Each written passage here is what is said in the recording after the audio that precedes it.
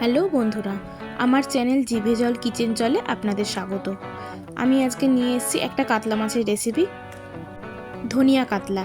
তার জন্য আমার লাগছে কাতলা মাছের পিস 75 গ্রামের। আমি পরিষ্কার করে নিয়েছি জল দিয়ে ধুয়ে। তারপর কিছু লাগছে আমার গুঁড়ো মশলা, হলুদ গুঁড়ো, নুন, ধনে গুঁড়ো, জিরে গুঁড়ো, কাশ্মীরি লঙ্কা গুঁড়ো আর চিনি। এরপর মাছগুলোকে পরিমাণ মতো লবণ, সামান্য হলুদ আর 1 টিস্পুন সর্ষের তেল দিয়ে মাখিয়ে নেব। তারপর লাগছে বড় সাইজের একটা পেঁয়াজ, 12 থেকে 14 কোয়া রসুন আর পরিমাণ মতো কাঁচা লঙ্কা। আর লাগছে ধনেপাতা আর 100 গ্রাম টক দই। কড়াইতে তেল গরম করে মাছগুলো একে একে ছেড়ে দিচ্ছি। মাছগুলো ভাজা হতে থাক, ততক্ষণে আমি একটা মশলা বানিয়ে নিচ্ছি।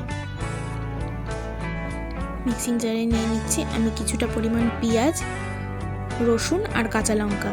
কিছুটা পেঁয়াজ আমি বাটা দেব, কিছুটা পেঁয়াজ আমি ভেজে দেব। অন্য একটি জারে আমি ধনেপাতারও পেস্ট বানিয়ে রাখছি। এবার মাছগুলো একটু উল্টে দেব। মাছগুলো খুব ভালোভাবে দুপিঠ ভাজতে হবে। ভাজা প্রায় হয়ে গেছে। এরপর ওই মাছ ভাজার তেলে আমি কালো জিরে ফোড়ন দিলাম। কালো জিরে ফোড়ন দিয়ে পেঁয়াজগুলো দিয়ে দিলাম। পেঁয়াজটা লাল লাল করে ভাজতে হবে। পেঁয়াজ ভাজা হতে থাক, তার মধ্যে আমি আরও একটি মশলা বানিয়ে নিচ্ছি। ওই 100 গ্রাম টক দইয়ের মধ্যে লবণ, ধনে গুঁড়ো, জিরে গুঁড়ো, কাশ্মীরি লঙ্কা গুঁড়ো, হলুদ গুঁড়ো আর পরিমাণ মতো চিনি দিয়ে ভালো করে মিক্স করতে হবে।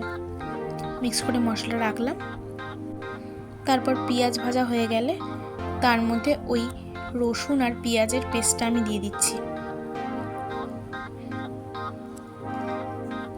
দিয়ে 5 মিনিট আমি ভেজে নেব। ভাজা হয়ে গেলে আমি ওই টক দইয়ের পেস্টটাও দিয়ে দিলাম। যতক্ষণ তেল না ছাড়ে ততক্ষণ ভাজতে হবে। দেখুন তেল ছেড়ে দিয়েছে। তারপর আমি অ্যাড করে দিচ্ছি এতে ধনেপাতার পেস্ট। ধনেপাতাটা বেশি ভাজা যাবে না, তাহলে ধনেপাতার গন্ধটা চলে যাবে। ধনেপাতাটা অল্প ভেজে একটু জল দিয়ে দিলাম। জল দিয়ে হালকা করে ভেজে আর একটু জল অ্যাড করে দেব। এখানে খুব বেশি জলের প্রয়োজন নেই। তারপর ঢাকা চাপা দিয়ে জলটাকে ফুটতে দিতে হবে। জল ফুটে এলে মাছের পিসগুলো দিয়ে দিলাম।